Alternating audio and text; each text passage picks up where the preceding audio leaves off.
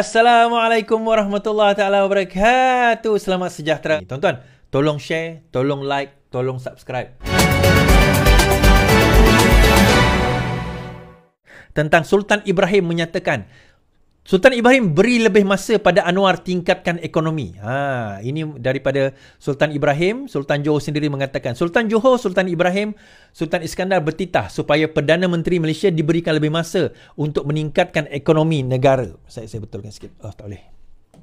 Untuk meningkatkan ekonomi negara.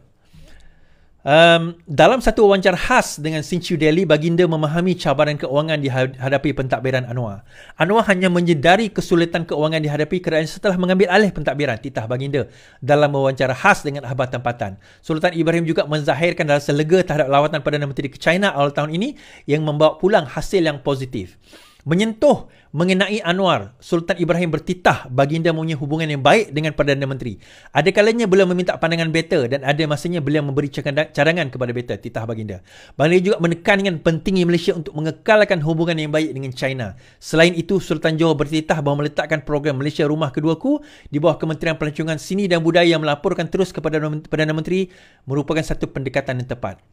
Untuk menarik lebih banyak pelaburan, Malaysia harus menawarkan pilihan visa yang mesra pelabur dan praktikal, terutama dalam penilaian semula program Malaysia MM7, Malaysia Rumah Keduaku semasa kerana fasa kedua program ini tidak mesra pemohon dan fasa ketiga lebih buruk lagi, kata baginda. So, insya-Allah kerjasama, kita katakan kerjasama di antara PMX dan juga Sultan Ibrahim yang juga bakal menjadi agung kita tidak lama lagi, berkemungkinan tahun hadapan insya-Allah kalau tidak ada arahan pemerintah.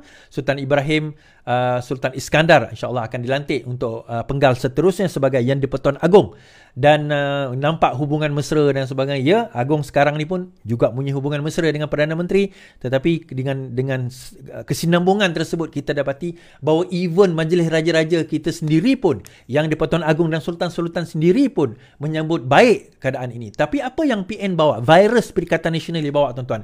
Bila datang ke negeri Johor, perkara pertama yang Hadi cakap apa? Oh, tak sepatutnya pengampunan itu ada. Orang tu bersalah tak boleh diampunkan oleh lembaga pengampunan. Padahal yang ada kuasa dalam lembaga pengampunan adalah Sultan dan juga Agong.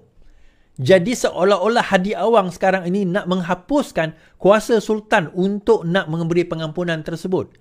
Beribu banduan yang telah diampunkan oleh Majlis Pengampunan, sama ada di peringkat federal ataupun di peringkat negeri sebenarnya.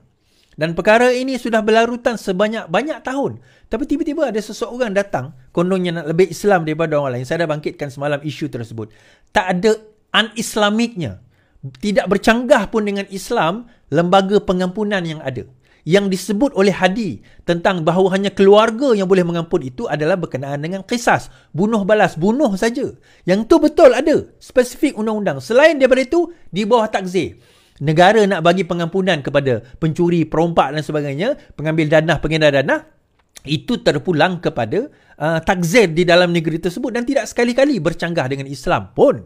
Tetapi bila dibangkitkan kepada perkara ini, itu yang menjadi persoalan dan juga menjadi benda yang pelik bagi kita lah. Bagaimana seorang yang kononnya sepatutnya ahli parlimen yang faham undang-undang, tiba-tiba bercakap tentang nak menghapuskan salah satu bidang kuasa Sultan dan juga Agong.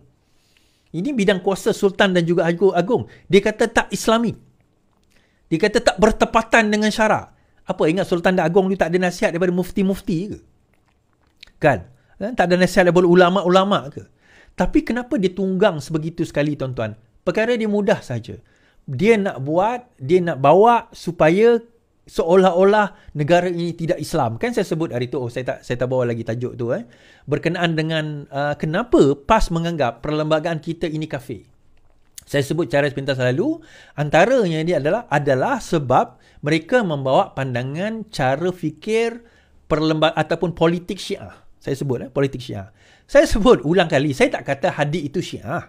Saya tak kata dia Syiah. Saya tak kata orang PAS Syiah. Saya tak kata pun. Tetapi mereka melihat, berpandangan, membawa tata cara ataupun pemikiran atau paradigma pemerintahan seperti Syiah.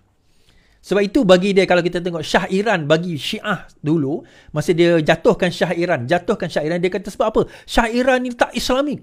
Syairan itu, yelah saya tak tahu keluar perkataan kafir atau tidak, tapi tak Islamik. Maka bangkitlah revolusi Iran pada waktu itu dan revolusi imamah dan mengatakan bahawa wilayatul fiqh ataupun kepimpinan ulama itu lebih utama daripada Shah Iran, daripada pemerintahan diraja pada waktu itu. And the rest is history lah.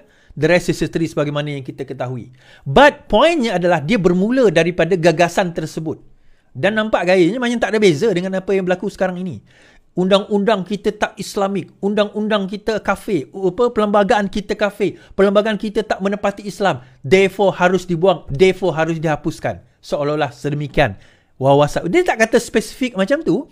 Tetapi itu yang konotasi, naratif yang nak dibawa. Padahal tuan-tuan,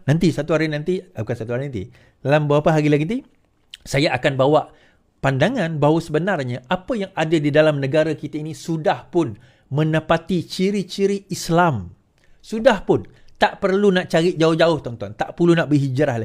Dah tepat dah pada Islam. Cuma tidaklah sempurna. Ada kekurangan here and there yang mana kita perlu perbaiki dan tampung dan tambah. Di situlah peranan kita sebagai rakyat. Sebagai apa orang kata, tak kisahlah siapalah anda, sama ada anda menyokong parti, tak menyokong parti, sama ada anda rakyat biasa, anda pekerja kerajaan, kerja swasta, anda pencen, anda siapa-siapalah. Peranan kita untuk nak membantu kerajaan supaya semakin tepat dan semakin ke arah menepati ciri-ciri Islam, kita kata. Sebagaimana yang kita ketahui. Now, tuan-tuan, ada yang kata, kita negeri kita Islam sebab kita telah menghapuskan judi. Tuan-tuan, kamu menghapuskan lesen premis judi. Kamu tidak menghapuskan judi. Dia dua benda yang berbeza. Kamu menghapuskan lesen premis syarikat judi itu buka premis di tempat tersebut. Kamu tidak menghapuskan judi. Hakikat sebenar kamu tidak menghapuskan judi pun. Tak percaya, judi online banyak berleluasa dekat mana tuan-tuan? Dekat negeri mana banyak berlaku judi online? You all nilai sendirilah. Dan judi online, judi haram, judi yang sewaktu dengannya berlaku di negeri-negeri kamu ni. Statistik dah ada. Buat kajian saja. Kamu tidak menghapuskan judi pun. Judi itu terus berlaku. Cuma bezanya, kamu kata kamu tak recognize. Tetapi kamu tidak menghapuskan judi tersebut. Dan judi ini bukannya maksudnya, kita sudah tidak memberi lesen premis. Bukan lesen judi, lesen premis. Dia beza. Lesen judi itu di bawah federal. Lesen premis itu di bawah PBT negeri. Dia tak bagi lesen premis. Tetapi tidak bermakna judi itu tidak ada di negeri dia. Siapa boleh jamin negeri dia tak ada judi, tuan-tuan? Siapa boleh jamin negeri dia tak ada judi? Saya boleh kata 100%. Bukan saya kata 100% semua orang berjudi, tak. 100% ada. Ada judi di negeri-negeri tersebut. Sebab apa? Sebab dia hapuskan kosmetik. Tetapi dia tak selesaikan masalah utama penduduk negeri dia. Kemiskinan, pendidikan, pendapatan, cara hidup. Benda itu tak diselesaikan. Infrastruktur. Benda itu tak diselesaikan. Bila benda itu tak diselesaikan, stres berlaku dalam masyarakat. Dia nak cari jalan singkat jadi kaya. Dia pergi salah satunya berjudi. Masalah ketum, masalah dadah, masalah tu semua. Masalah sosial dan sebagainya. Kehamilan luar nikah, bawah umur, perkahwinan bawah umur. Negeri mana yang lebih prevalent, tuan-tuan? Negeri mana yang lebih tinggi? Kalau kita nak cerita. Balik kepada cerita tadi. Sebab itu kita menjunjung titah sultan-sultan dan agong kita. Kita menjunjung titah sultan-sultan dan agong kita. Kita tak ada masalah. Mereka melaksanakan tugas dan tanggungjawab baginda, melaksanakan tugas dan tanggungjawab baginda. Tapi yang ada masalahnya adalah Perikatan Nasional. Kalau tuan-tuan ingat zaman PKP dahulu, siapa yang beria nak buat darurat? Siapa yang beria tak nak buka parlimen walaupun agong kata kena buka parlimen? Siapa yang beria derhaka mengatakan tak setuju bentuk kerajaan walaupun yang di-Pertuan Agong kata kena bentuk kerajaan? Siapa, tuan-tuan? Yang kena maki? Aku. Yang buat khianat, yang mendahaka, korang lah. Tuan-tuan tak adalah. Yang mana supporter saya tak lah. Yang diorang ni lah, walak on ni kan.